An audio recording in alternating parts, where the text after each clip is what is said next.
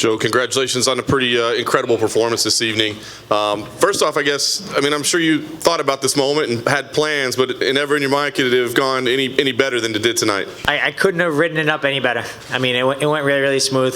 We had a really good camp. I think in the past I've had fights where I had bad cardio or I wasn't in shape or whatever, but a lot of times it's, injuries pop up and things happen in camp, and I hate to go and be that guy that, oh, well, I hurt my back, I hurt this. So I keep my mouth shut. You never hear me say anything after I've lost a fight, ever. I keep my mouth shut, I get back in the gym, and we had a really good camp. Everything went smooth.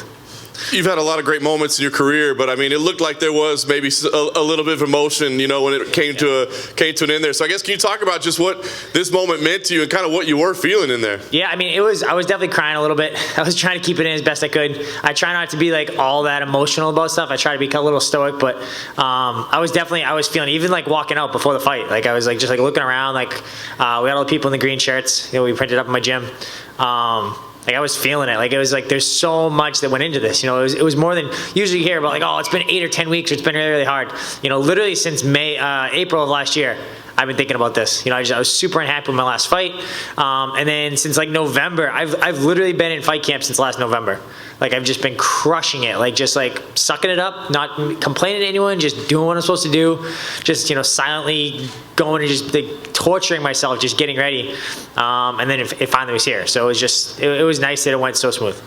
And leading up to it, you're kind of non-committal on what your future would be. It sounded like in the immediate aftermath, you're still kind of non-committal about what your future will be. So I guess, how do you evaluate that? How do you make the decision? Is there a timeline? How do you decide if that was it or not? It's a great way to end it if that's the end, for sure. But we'll kind of see how things go. I'm always gonna be training, whether it's I'm cornering or helping out guys. We got a lot of guys that train in my gym now. Like Rob Font, Calvin Cater, Mike Rodriguez, Peter Barrett. We got a lot of guys that are always getting for fights. So I'm in the gym with them all the time, anyways. So we'll kind of see what happens. I'm not like, oh, this is definitely the last fight, but I'm also not saying, oh, I'm definitely gonna do it again. Tonight was a great night, but I think too many guys kind of fall in the trap of oh, they have a good fight, oh, I'm back, here we go. This is, it's I'm not there. But we'll take it and we'll see what happens. Maybe I fight in 6 months, maybe I fight in a year, maybe I'm done. Who knows? I'm not gonna commit to anything. I'll stay in the USADA pool. I don't mind. They come banging on my door every once in a while. No big deal. We'll see. We'll see what happens. Hey, Joe, over on your right. Yep.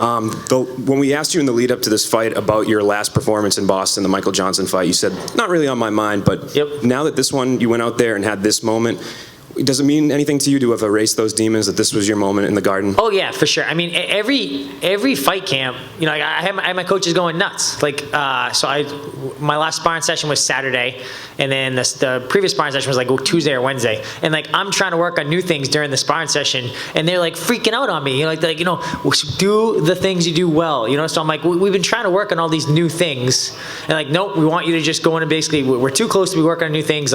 Get back in a fight. So the first round, I didn't necessarily win, and then the second and third I did great, and I was trying to work on new things, even though it was a week and a half out from a fight. For the Michael Johnson fight, we were trying to work on things. I have a bad habit sometimes of shelling up and taking punches, not returning quick enough. So we tried to work a lot that camp about me moving my head a little bit more and counter punching a little faster, and I tried to do that. And I moved my head and I came right back into a left hand, So it's it just set us on a really bad, tone for the rest of the fight. So it's just I'm always trying to get better. It's, sometimes it seems you're kind of, you've plateaued a little bit, but I'm always trying to get better. It's just that sometimes things just don't go your way. So I think that was the big story with the Michael Johnson fight. So I wasn't worried that, oh, I lost here last time. It's no, I tried something new and it didn't work out. Did that. And on the undercard, it wasn't your fight, but Randy Kostas went out there, got a big win. I'm sure you were watching from the back. Yep. What was that moment like for you as a coach? It was awesome. Randy's been training with us for so long. Usually I'm in Randy's corner. I manage Randy too. I coach him. I wear a lot of hats with Randy. And I'm a training partner, a little bit of role model, I think, sometimes just because I've been there so long. So for me, it's and traditionally we've never done well. We've had me and someone else on a card, we haven't done well. Me and Joe Proctor, both on the same card, we both lost. Me and Mike Rodriguez fought on the same card. We both lost. Me and my brother fought on the same card. We both lost. So I'm like, do we really want to fight in the same card as Randy? You know, like, so for like 2 months, I've been trying to like just like completely like care as little as possible at Randy's fight, which sounds a little bit harsh, but I could not. I was trying to not get super emotionally invested, you know, because now it's like, okay, I've had this like 14-month camp, 18-month camp, whatever it's been, and now like if Randy, I can't go and let his fight dictate how I'm going to do in mine. I have to completely try to separate myself. So I try to stay as relaxed as I could about it, you know. And if he won, I'm super happy. If he lost, I would have been bummed, but I had to try to keep it in check. But I'm super proud of Randy. He did a great job. Joe, is that the loudest you ever heard a crowd cheer for you? It gets pretty loud, yeah. It's awesome fighting in Boston. When I fought Gabe Rudiger the first time, I think it was like, I forget, UFC like 108 or something. They went crazy too, because like at one point I was behind him, like I picked him up and I slammed him on his head, and it was pretty loud. But it was crazy here today too. What was like really stuck out was like before, like when they just announced to me, like it got loud a little bit. I raised my arm, it got even louder. I raised both my arms, it got even louder again. Like it was pretty awesome. It's great to fight at home. Absolutely. Also, when the fight hit the ground, we know you love your submissions. Were you looking for that? Would that have made you happier, or were you just as happy winning with ground and pound? I want whatever's going to end the fight fast. Yeah, whatever gets the ref to stop the fight, I'm 100% on board with. You know, like I like submissions, but I like ground and pound. I like TKOs. I like chokes. Like whatever gets the fight over without me going to the hospital, I'm a big fan of. I got in on the body lock when we were on our feet, and I started taking him down. I tried to like almost like, if you go back and watch it, I kind of jumped and I tried to land on his face with my shoulder a little bit, trying to knock him out on the takedown. And but then I landed him out, and he turned and like made like it was a good attempt, but I was ahead of him just a little bit, and I kind of forced him kind of on his belly a little bit. I had his arm stuck, and I could just hear my corner. You know, Joe Pomfret's like my coach. He's my partner at my gym, and his big advice is always don't lose position. You know, you don't ever want, if you get in a good spot, you want to lean on people there. You don't want to like let them off. You don't want to let them off. So like don't lose position. So the entire corner just screaming, don't lose position. You know, so I just stayed there and I started hitting him with a couple shots, and he just made it worse and worse on himself. It's kind of a strange position, but I think you did the right thing, because if he would have turned, you would have had a rear naked choke, I imagine. Was what yeah, I don't know if I would have got a rear naked choke, but he was definitely stuck. He was stuck. I was on Reddit like last week, and I was watching someone post like a Ben Askren video of like he fought someone in the UFC, like some Russian, and he kind of got a similar position, and he kind of just circled around to the back and just like was torturing the guy. So when I got in the position, I'm like, oh, this is kind of like that Ben Askren thing. So I just hung there. He just kept good jiu-jitsu. Joe, all week long I spoke to all the fighters in New England, and I asked them the same question: what does Joe Lauzon mean to them? And every one of them couldn't praise you more. What does that mean to you to have that kind of respect from all your peers? You know, it's great. You know, I try to always do things the right way. You know, that's like a big thing my dad always, you know, talked about. And like sometimes it like seems like I'm like, why are you spending so much time doing this thing that doesn't make any difference? Like, it's something that's inconsequential. But I was like, you never know when it's gonna matter. You know, and we've kind of tried to do that like all the way since I was like started doing jiu-jitsu. I try to, you know, I'm always trying to be friendly with everyone. I try to always help everyone out. You know, always, you know, try to, you know, help out everyone any possible way I can. I try to just, you know, be that guy that, you know, I'm not trying to make enemies. I'm trying to just help out everyone. And I want to see everyone do well. You know, all of our guys, that anyone that trains with us, I want to see them do well. Like, even if they're not my guy, they train with us once in a while, whatever. I want to see them do well. Anyone in this area, I want them to do well. And I'm not looking for anything. You know, I think a lot of times people are like, oh, like I'm going to help you out, but you're going to do something for me. And like, I don't want that. I literally want them just to do well.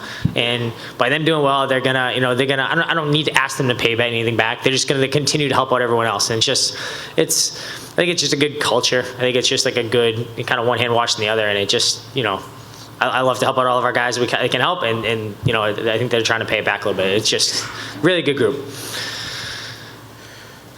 You went against a guy with nowhere near the amount of experience you have, the accomplishments you have in your hometown. But earlier this week, you spoke about how many people are doubting you. You even closed at almost a 2-to-1 underdog. What would you say to those doubters now that you show that, man, you still got it?